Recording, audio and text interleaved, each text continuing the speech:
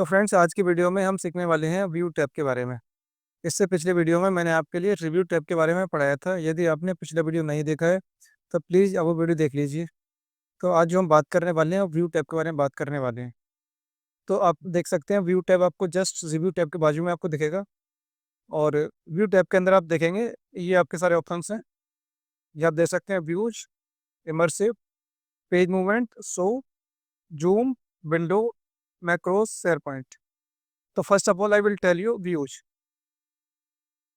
तो फ्रेंड्स, हम क्या करते हैं, एक फाइल बनाते हैं पहले। मैंने एक फाइल बनाई रेंट फंक्शन की मदद से। It's a pre defined function. अब ये फाइल मैंने बनाई। अब इस फाइल को मैं कई मोड में देख सकता हूँ, है ना। तो सबसे पहला मोड है रीड मोड। तो रीड मोड से जब हम फाइल को रीड मोड में देखते हैं तो इसका मतलब होता है कि हम फाइल को पढ़ना चाहते हैं, रीड करना चाहते हैं, है ना। तो इसमें ऐसा बेसिस है क्या, देखो रीड मोड में जो फाइल को हम रीड करते हैं तो इस फाइल के अंदर हम कोई चेंज नहीं कर सकते, कुछ भी हम डिलीट नहीं कर सकते। सपोज दैट मुझे मालूम डॉक्यूमेंट को डिलीट करना है, मैंने सेलेक्ट किया, स्पेस या डिलीट कुछ प्रेस किया और मेरा कुछ भी डिलीट नहीं होगा। डॉक्यूमेंट जो वर्ड है डिलीट नहीं होगा ना। तो 1 सेकेंड में क्या करना है, बैक स्पेस दबाऊंगा और इस तरीके प्रिंट लेआउट मोड में आ जाऊंगा। आपका print layout mode default mode होता है। इसके बाद अगला मोड होता है आपका वेब लेआउट। देखो, वेब लेआउट मोड का मतलब होता है कि आपका जो पूरी फाइल है, जो पूरा डॉक्यूमेंट है, उसमें पूरा एक सिंगल पेज बन जाएगा। इससे पहले आपके देखेंगे, अगर आपका प्रिंट लेआउट होगा तो इसमें क्या होगा, पेज ब्रेक होगा। जैसे मैं क्या करता हूँ, इसमें डॉक्यूमेंट थोड़ा और बढ़ा देता हूँ। मैंने इसमें डॉक्यूमेंट बढ़ा दिया और आप देखेंगे इसमें पेज ब्रेकिंग हो गई। देखो, आप देखेंगे ये पेज ब्रेक हो गया। और आप खुद भी यहाँ देख सकते हैं स्टेटस बार में। अभी आपको दिखेगा इसके अंदर, हाँ, कि देखो ये पेज ब्रेक हो गया यहाँ से, है ना। आप चाहें तो आप वेब लेआउट मोड में इसको खोलते हैं तो क्या होगा, पेज ब्रेक नहीं होगा, पूरा सिंगल पेज हो जाएगा। देखो, एक पूरा सिंगल पेज हो गया, है ना। यू कैन सी हियर, कहीं पेज ब्रेक नहीं है। जिस तरीके से आपने कभी इंटरनेट में फेसबुक का पेज देखा होगा, तो आप जैसे ही पेज को स्क्रॉल करते हैं उसके अंदर पोस्ट अपलोड होते जाते हैं, अपलोड होते जाते हैं, लेकिन ओनली सिंगल पेज में ही। आई होप आपको समझ में आ गया होगा, है ना। नेक्स्ट नेक्स्ट हमारा आउटलाइन। तो फ्रेंड्स, आउटलाइन का इस्तेमाल हम क्यों करते हैं, देखो आउटलाइन का इस्तेमाल किया जाता है जैसे मान लो हमें क्या करें, नोट्स बनाने कुछ। तो मैंने कुछ टॉपिक बनाए, कंप्यूटर, और इसको सेलेक्ट किया और यहाँ मैं गया आउटलाइन, और मैंने क्या किया, यहाँ पर लेवल 1 दे दिया, है ना, लेवल 1। इसके बाद मैंने एक और टॉपिक बनाया जिसका नाम दिया मैंने लैपटॉप, और जिसका मैंने क्या कहते हैं, लेवल 1 देना होगा इसके लिए। नेक्स्ट,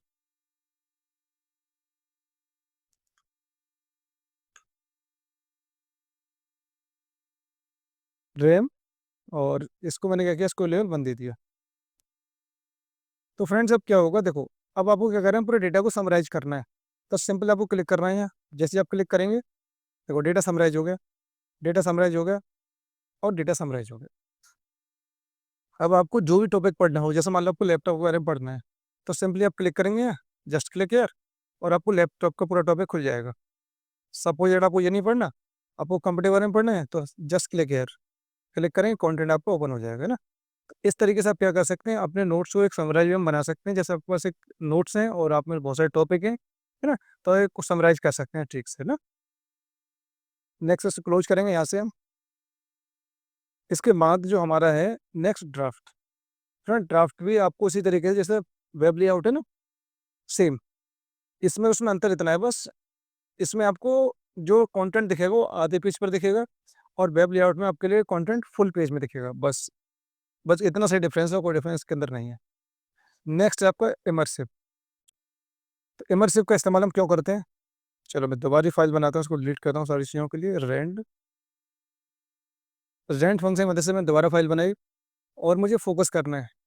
फोकस पे जैसे मैं क्लिक करूँगा तो फोकस का इस्तेमाल भी डेटा को के ऊपर फोकस करने के लिए किया जाता है। अब आपके दिमाग में ये बात आई होगी कि रीड मोड में और फोकस में डिफरेंस क्या है। तो यहाँ पर जो बैकग्राउंड होगा वो ब्लैक होगा, और वहाँ होगा जो वाइट होगा। बस दैट्स इट, इतना सा डिफरेंस है। इसके बाद आपका इमर्सिव रीडर। इमर्सिव रीडर आप क्लिक करेंगे है ना? तो आपको रीडिंग करने के लिए इस तरीके से आपका डेटा ओपन हो जाएगा। इसके बाद इसमें कुछ कस्टमाइज़ेशन करना चाहते हैं, आप कर सकते हैं। कॉलम विड्थ को कुछ बढ़ाना घटाना चाहते हैं, तो मान लो वेरी नैरो करना है आपके लिए, तो कॉलम छोटा हो जाएगा। आप नैरो करेंगे थोड़ा बड़ा हो जाएगा। आप मॉडरेट करेंगे थोड़ा-सा बड़ा हो जाएगा और आप वाइड करेंगे तो और बड़ा हो जाएगा, है ना? इस तरीके से होगा। अगर मान लो आपको कलर वगैरह चेंज करना है तो आप कलर वगैरह चेंज कर सकते हैं, है ना? पेज का कलर चेंज हो गया। मान लो आपको किसी लाइन को फ़ोकस करना है, तो यहाँ जाएँगे और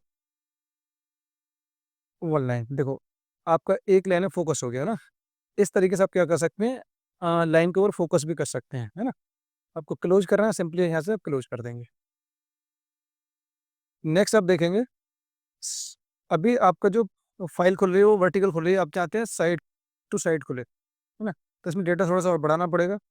मैं फ़ाइल को थोड़ी-सी और बड़ी कर देता हूँ। मैंने फ़ाइल को बड़ा कर दिया। अच्छा, थोड़ी-सी और बड़ी कर दें। मैंने फ़ाइल को थोड़ा-सा और बड़ा कर दिया। हाँ, आप देख सकते हैं इस फ़ाइल के अंदर आपको 2 पेज दिखेंगे, है ना?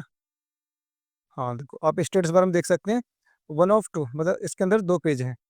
अब क्या करना है साइड टू साइड हमें देखना है, तो साइड टू साइड देखना है तो इस तरीके से आप देख सकते हैं, है ना? नेक्स्ट हमारा रूलर। रूलर का इस्तेमाल हम क्यों करते हैं? देखो रूलर होता है ये, जो हमारा स्केल दिख रहा है ना ये पेज की सेटिंग करने के लिए, मान लो हमें पेज की सेटिंग थोड़ी-सी आगे-पीछे करनी है इस तरीके से, है ना? इसलिए हम रूलर का इस्तेमाल करते हैं। आपको रूलर चाहिए, नहीं चाहिए तो आप क्लिक कर देंगे रूलर, तो अनचेक कर देंगे तो रूलर आपको हट जाएगा और आपको चाहिए तो जस्ट आपको क्लिक करना है, चेक कर देंगे। इसके बाद अब ग्रिड लाइन्स होता है। ग्रिड लाइन्स का इस्तेमाल होता है तो ये ग्रिड लाइन्स होती हैं। तो ग्रिड लाइन्स का इस्तेमाल किया जाता है कुछ ऑब्जेक्ट वगैरह को सेट करने के लिए, है ना? उसका मतलब आपको एक स्ट्रेट लाइन में लेके आना है ना? इसके लिए हम क्या यूज़ करते हैं, ग्रिड लाइन्स का इस्तेमाल करते हैं। आपको चाहिए तो ठीक है, नहीं चाहिए तो अनचेक कर दीजिए। नेक्स्ट होता है आपका नेविगेशन पेन। तो नेविगेशन पेन का इस्तेमाल कब करते हैं, मान लो कंप्यूटर कंप्यूटर और इसको हमने एक हेडिंग बना दिया, होम और हेडिंग 1 और लैपटॉप और इसको सेलेक्ट किया और वंस अगेन और होम और हेडिंग 1 और यहाँ हमने लिख दिया एसएसटी एसएसडी इसको सेलेक्ट किया और हेडिंग 1 और व्यू पर जाएँगे। अब क्या करना है, नेविगेशन पेन पे क्लिक करेंगे। तो नेविगेशन पेन पे क्लिक करते ही तो देखो क्या होगा, आपको किस हेडिंग के ऊपर जाना है ना? तो मतलब एक सर्चिंग जैसा ही है ये। आपको कंप्यूटर के बारे में पढ़ना है, सिंपल जस्ट क्लिक हियर, तो आपको कंप्यूटर के बारे में जो कंप्यूटर टॉपिक था वो ओपन हो गया। आपको लैपटॉप खोलना है तो कर्सर आपका जंप कर गया लैपटॉप टॉपिक के ऊपर और एसएसडी के ऊपर जाना है तो आपको देखो आपका कर्सर जंप कर गया एसएसडी के ऊपर। नेक्स्ट आपका पेज, मान लो आपके अंदर 100 पेज हैं, आपको तीसरा पेज पढ़ना है, चौथा पेज पढ़ना है, पहला पेज पढ़ना है, व्हाटएवर ना, आपको पहला पेज पे पहुँचना है, सिंपली क्लिक करेंगे यहाँ, तो हम पहले पेज पे पहुँच गए। आपको दूसरे पहुँचना है, दूसरे पहुँच गए। अब इसके अंदर जितने पेज भी होते हैं, मान लो और पेज होते हैं इसके अंदर, है ना? मान लो मैंने इसके अंदर और पेज बढ़ा दिए, मैंने बोल दिया और डेटा बढ़ाओ, इसके अंदर डेटा बढ़ा दिया और डेटा बढ़ने के बाद देखो आपके अंदर कितने पेज हो गए, 8 पेज हो गए। मान लो आपको छठे पेज पर जाना है, तो देखो 6 नंबर पेज पे आप पहुँच गए। आपको 5वें पे जाना है, आपको चौथे पे जाना है, आपको 7वें पे जाना है, आपको 8वें पे जाना है, व्हाटएवर ना, जो भी आपको रीड करना चाहते हैं, आप ना आसानी से कर सकते हैं। तो फ्रेंड्स आई होप आपको समझ में आया होगा किस तरीके से नेविगेशन पेन का इस्तेमाल हम करते हैं। नेक्स्ट है आपका ज़ूम। देखो ज़ूम का इस्तेमाल किया जाता है टेक्स्ट को छोटा-बड़ा करने के लिए, है ना? जैसे मान लो आपका टेक्स्ट है, आपको विज़िबल नहीं है तो आप ज़ूम कर सकते हैं। आपने ज़ूम पे क्लिक किया, आपको कितना ज़ूम करना है 75% 200 पिक्सल जितना भी आपको करना हो। 200% करना है, तो देखो आपका टेक्स्ट ना बड़ा-बड़ा दिखना स्टार्ट हो गया और डिफ़ॉल्ट आपको 100 रखना है 100 रख लीजिए, है ना? बहुत सिंपल ऑप्शन है। इसके बाद आपको वन पेज में देखना है, वन पेज हो गया, आपको मल्टीपल पेज देखना है, मल्टी पेज में आपको डेटा दिख रहा है ना? पेज विड्थ देखनी है, पेज विड्थ में आपको डेटा दिखने लग गया है ना? इस तरीके से आप डेटा को देख सकते हैं। आपको 100% करना है, 100% कर लीजिए, है ना? बहुत मुश्किल ऑप्शंस नहीं है, बहुत आसान है, आप करेंगे आपको समझ में आ जाएगा बहुत ईज़िली। इसके बाद न्यू विंडो, आप चाहते हैं जो हमारी विंडो खुली हुई है, अभी देखो डॉक्यूमेंट 1 जो हमारी 1 विंडो खुली हुई है, हम चाहते हैं इसके अंदर दूसरी विंडो ओपन करना। तो सिंपली जस्ट क्लिक हियर और आप क्लिक करेंगे, देखो आपकी विंडो ओपन हो जाएगी।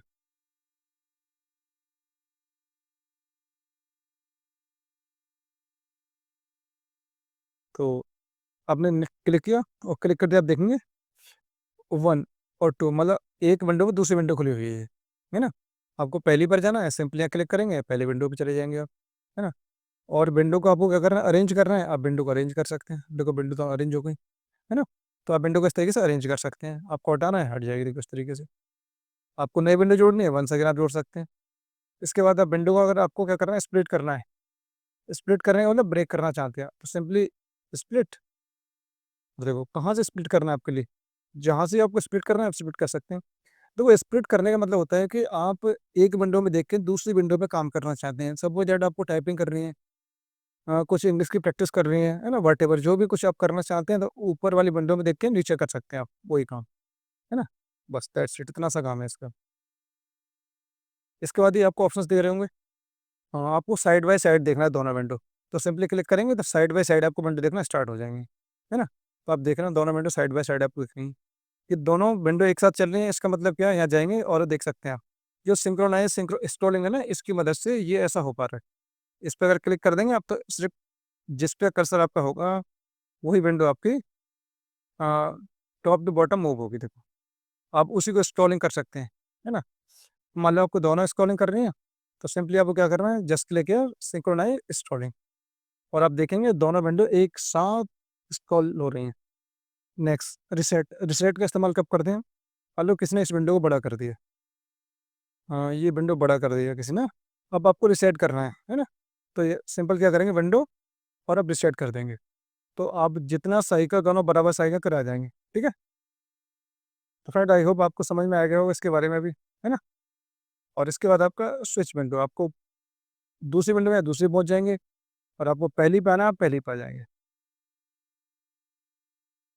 हाँ, नेक्स्ट आपका मैक्रोज।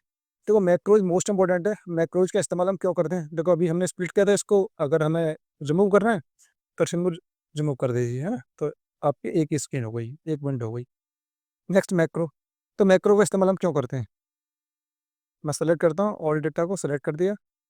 और मैक्रो का इस्तेमाल किया जाता है कि जैसे मान लो हमें कोई काम बार बार करना होता है, तो बार बार करने के लिए हम क्या करते हैं, बार बार हम टाइप करते हैं उस काम के लिए, है ना। तो हमारा टाइम कंज्यूम होता है।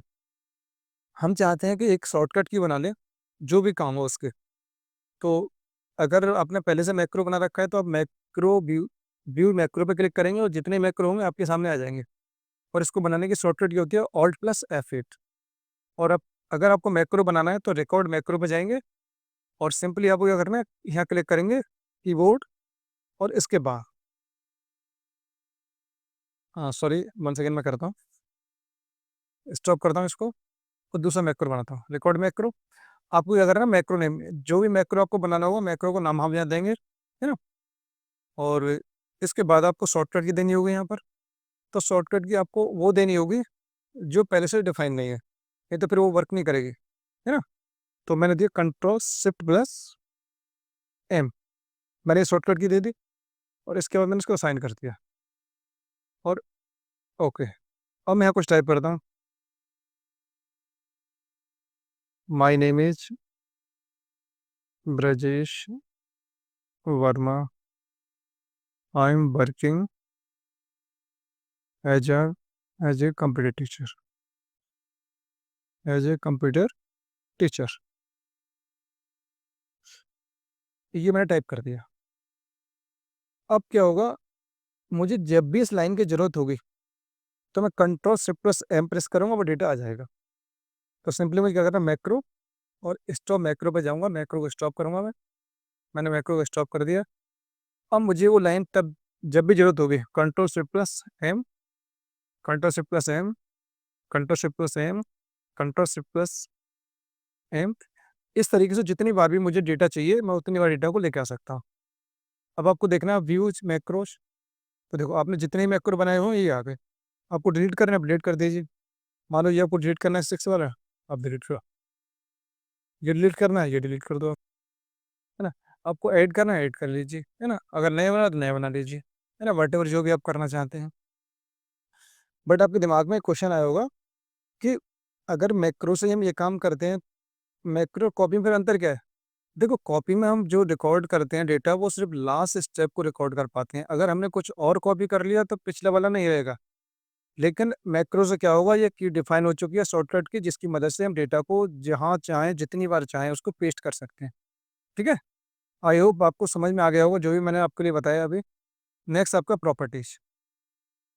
प्रॉपर्टीज़ में हम जाएँगे तो पता कर सकते हैं ये फ़ाइल कब बनाई हुई है ना? और इसमें कितने पेज हैं, कितने वर्ड्स हैं, है ना? इस फ़ाइल के बारे में आपको डिटेल मिल जाएगी, है ना? अब ये फ़ाइल का टाइम क्या था बनाने का, है ना? तो ये फ़ाइल मैंने 6 बज के 15 मिनट बनाई हुई है।